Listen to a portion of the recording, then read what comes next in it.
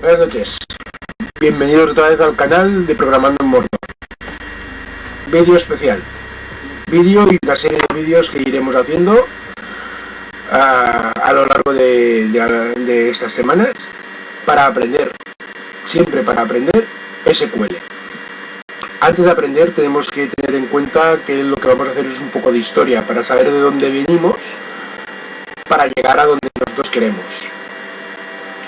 A ver, todo esto empieza en 1970 con la creación de las bases de datos ISAM. Bases de datos ISAM que siempre se configuraban por pares. Una base de datos con los datos principales de las tablas, de la tabla, cada archivo era una tabla, junto con un archivo de menor tamaño que es el índice. No vamos a entrar en la técnica de cómo crear y tal, pero sí saber que los principales lenguajes de aquella época, como son Algol, como es Basic, como es COBOL, tiempo más allá, C, C++ y algunos programas que fueron saliendo paulatinamente usaban bases de datos ISAM. Estas bases de datos se caracterizan porque la principal tenía grabados los datos de manera secuencial, pero en cambio la base de datos de índice es la que sí que estaba ordenada. Pero una base muy sencilla que a grandes rasgos se podría cargar todos los datos en una matriz, ordenar esa matriz y volverlos a grabar. Lo importante es la ordenación por los índices o por las claves que nosotros indicábamos. Por ejemplo, si tuviéramos una tabla de alumnos con un ID de alumno, pero quisiéramos que la ordenación fuera por el nombre, pues tendríamos que en la tabla en el fichero de índice tendríamos ordenados todos los índices por el nombre del campo de la tabla. Como son muy sencillas de trabajar y muy sencillas de implantar y muy rápidas de implantar, tuvieron mucho éxito.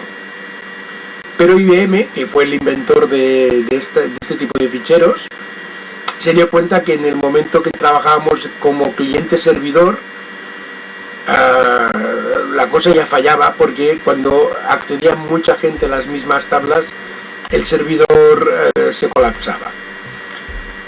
Y crearon un tipo de bases de datos, que es lo que nosotros llamamos hoy en día bases de datos relacionales, que se relacionan entre sí, pero además tienen índices para poder ordenar por más de un campo, no por uno, sino por varios.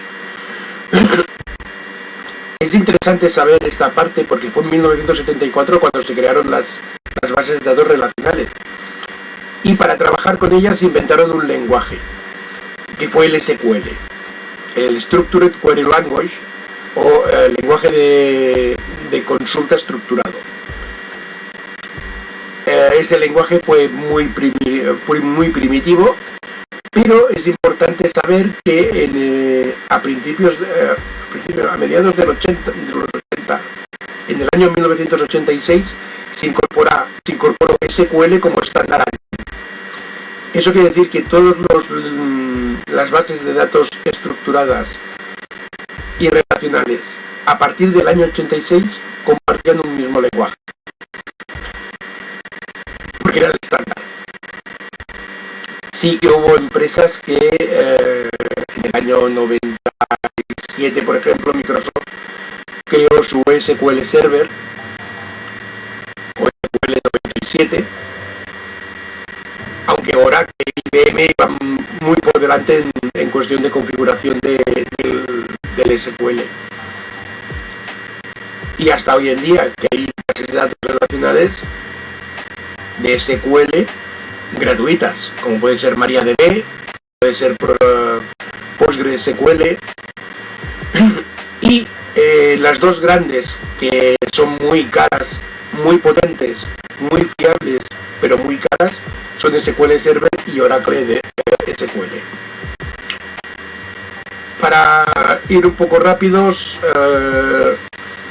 MariaDB o MySQL MySQL se la quedó Oracle, compró la licencia Oracle y paralelamente nació MariaDB para que los usuarios de la red, los programadores, los desarrolladores, no perdieran fuelle respecto a una gran compañía como es Oracle. Paralelamente a lo que es el código de MySQL, entraron MariaDB. Esto por un lado. Su gestión es muy sencilla, es muy rápida de implantar, es muy rápida de instalar. Hay paquetes en Linux, hay instalables en Windows, se puede montar en macOS. Después está PostgreSQL, que no tiene tanto tirón. La configuración de PostgreSQL es un poco diferente. Todos más o menos tienen los mismos, la misma tipología de campos, pero hay alguna diferencia. Por ejemplo, en MariaDB o MySQL tenemos el varchar y en PostgreSQL tenemos el character. Diferente el nombre, pero el uso es el mismo. Y después tenemos las dos grandes de pago, SQL Server y Oracle SQL.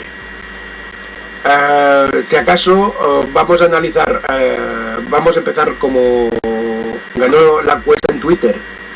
Ganó que queríais empezar con SQL, pero con la plataforma MySQL, y es lo que haremos en directo el viernes. El viernes a las 4 de la tarde haremos un directo, trabajaremos en MySQL y hoy ya lo tengo instalado.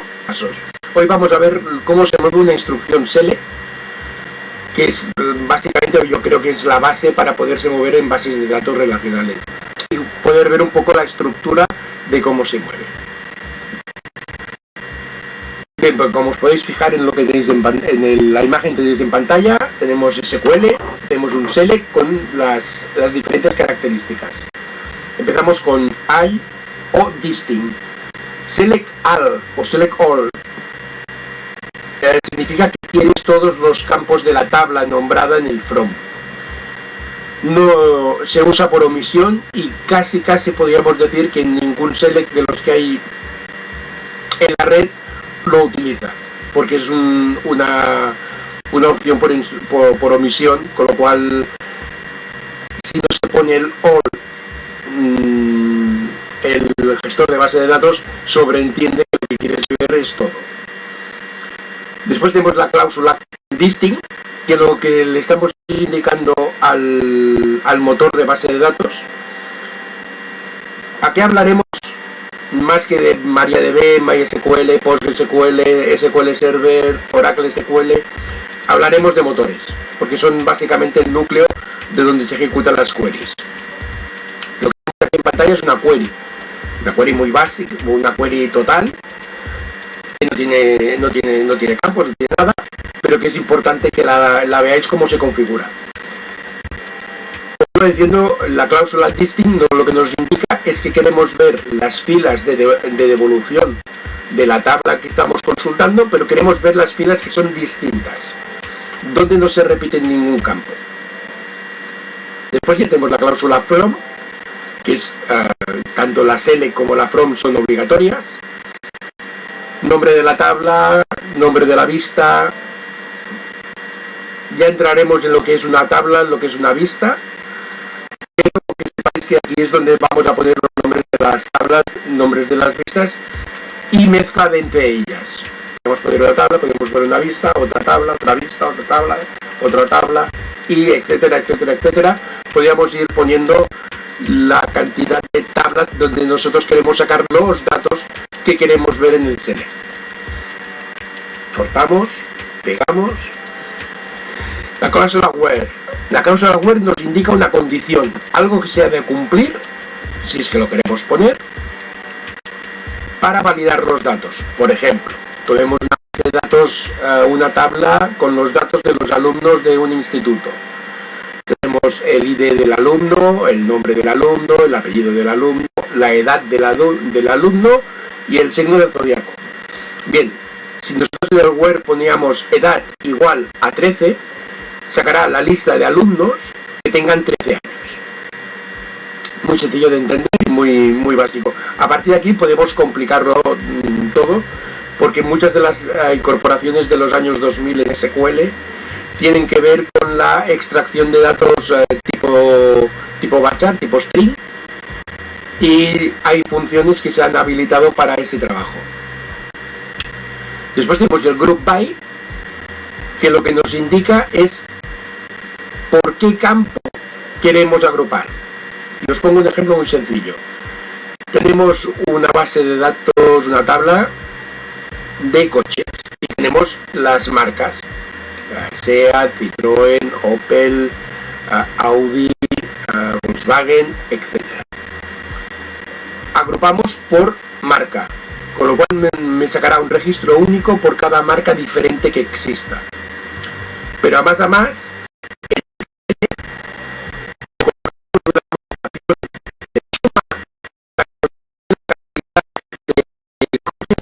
de cada marca,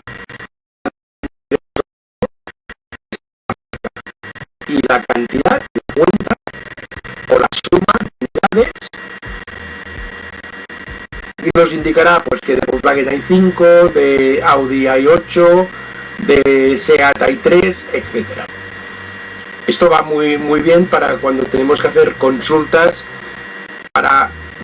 agrupadas para calcular un dato numérico. Puede ser el total de una factura, el total de un albarán, el total de un ticket, el total de la cuenta del restaurante. Si os fijáis, si os vais a la cuenta de un restaurante cuando os den el ticket para pagar, veréis el desglose del ticket con las diferentes consumiciones que habéis tenido, con su importe cada uno, y al final un total. Pues básicamente ese total se configura con una instrucción, con una query SQL, donde indicáis que queréis sumar todos los importes de las líneas anteriores. Y esto es una query muy simple de SQL. Tenemos el having, no confundirlo nunca con el where. El where puede existir o no, pero no hace falta que estén todos agrupados. Podemos hacer un where con datos agrupados, no importa, simplemente es un discriminador, discrimina los datos. El having discrimina los datos de los datos agrupados, o sea, solo influirán los datos having con los datos agrupados. Como podéis suponer, tanto el where como el having tienen condicionales de álgebra de bool, and y or. Condición, and y condición. Se tienen que cumplir las dos condiciones para que funcione el where o el having. Condición o or. Condición, una de las dos condiciones, si se cumple, nos saldrán los datos en el select. Y ahora tenemos la última incorporación a SQL, que fue en el año 2000. En ANSI ya estaba antes, pero en ANSI se incorporó en 2016, que es el order by, con dos opciones: ascendente o descendente. Bueno, pues aquí tenemos un ejemplo muy claro de cómo se mueve los selects con datos más o menos reales de cómo se mueve todo el tema. El primer select que tenemos es un select con marca, modelo, color, número de kilómetros, número de plazas, de la tabla from coches, y ordenado por marca y modelo. Muy básica, muy simple la consulta, la query,